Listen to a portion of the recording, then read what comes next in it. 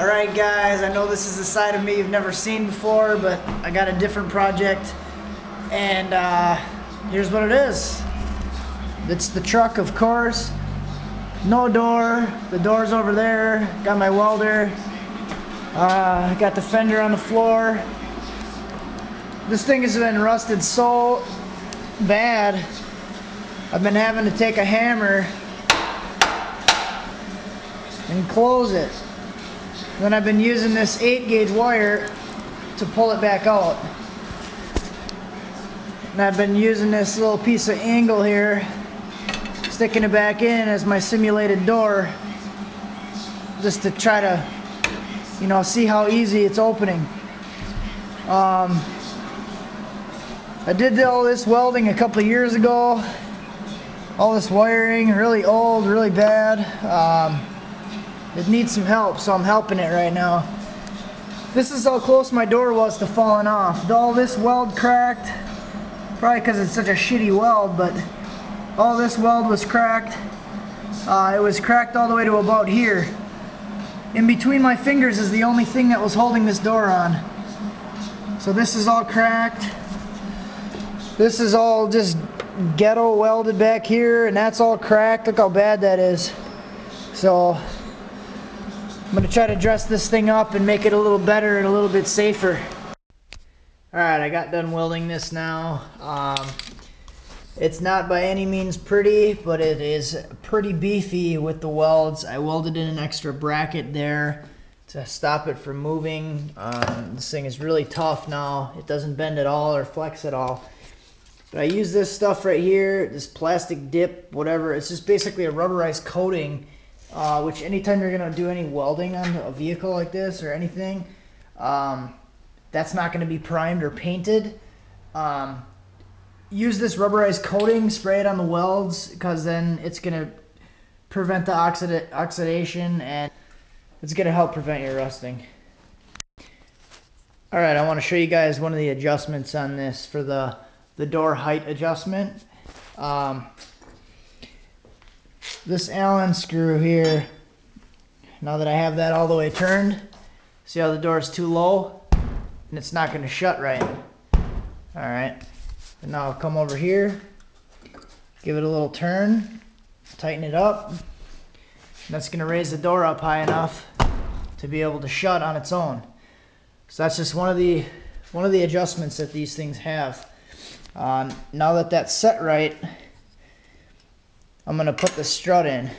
This is very easy to do with 2 people. I don't have 2 people, so I'm going to show you how I do it with 1 person. Here's my strut.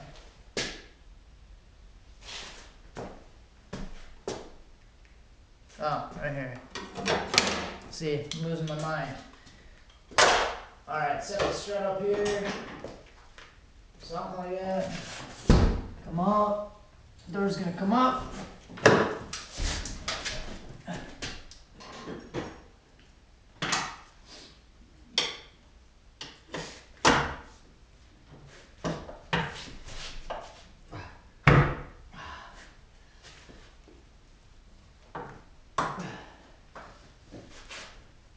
Don't use your hand, use a mallet. Oh wow, this is a very educational video for all of you, I'm sure. Alright, now the door's good to be on its own. Prime example of why it's better to do it with 2 people. I did this whole installation the first time, and I've done all this by myself. It's okay to do it by yourself. It's just highly recommended to have a second person. So here's how that looks with the first strut in. And then the door is going to close down on its own. But the reason I'm going to put in a second strut, which you have the option to put in a second strut, the reason that these doors got so messed up is because, I'll try to catch this, but it just falls on its own, and you don't want that. Okay, you want the struts to be able to hold it up. If people are trying to open your doors and they don't know how to open these doors and they're not used to these doors, they're gonna freak out when it starts to drop, and they're just gonna back away, and then your door's gonna drop on its own, and it's gonna rip your door like a tin can. So put both the struts in. It's gonna save you a lot of time.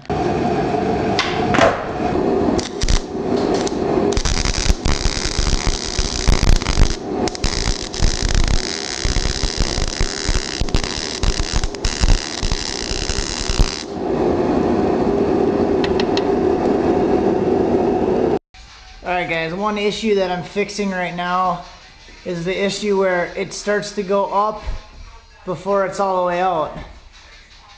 The reason that's a problem is because it'll go up, but then people will start to pull it in and it hits like this.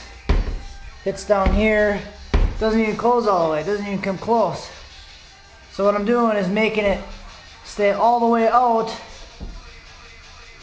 until it's all the way down, and then it'll come in. I already did it on the other side. I'll show you how I did it. I welded in an extra little bracket right here. You can do it with the piece that comes with it, but when I first did this I was a little too excited and didn't do it right. So now I'm welded in this extra bracket and ground it down so it's kind of flat. But you can see here's where this is what fixes it right here. How this piece is all the way to this arm, so that when I open this up, that'll slide out, and then it'll clear it, and then it'll finally go up. And it won't even start to go in until it clears that piece, and then it'll finally go in. So I'll come back over here, it's out a little bit, and I'm lifting up on it. It won't go up until it's all the way out. Now it'll go, same thing when it's coming down. I'm pushing on it. It won't go in until it's all the way down. And then it shuts. Alright, I don't have as much light on this side, and I actually broke my light while I was welding. But that piece of angle right here that you can see, I welded this in, got it all nice. Okay, you guys saw the door before. I'm gonna open this up for you. Okay, I'm pushing in right now. It's not going in even when it's down pretty low. So it has to be down pretty low to even start going in. So it's down all the way. Now all I'm gonna do is let this door go. If you mess that up, God help you. It pretty much shuts itself. So I should have no more problems with it, and first timers not knowing how to close the door and trying to lift it up too early, because it doesn't lift up until you get it out all the way. And then it just lifts itself up. It lifts up with one finger. I mean, it's down. One finger will push this door up. And like I said, once it's down all the way, you just let it go and it shuts. And here's pretty much the finished product. There's a little gap in the fender, I'm not gonna lie to you. I don't really care about getting it perfect because this is my beater. So there's a little preview of what it looks like all fixed. All nice and ready to go now.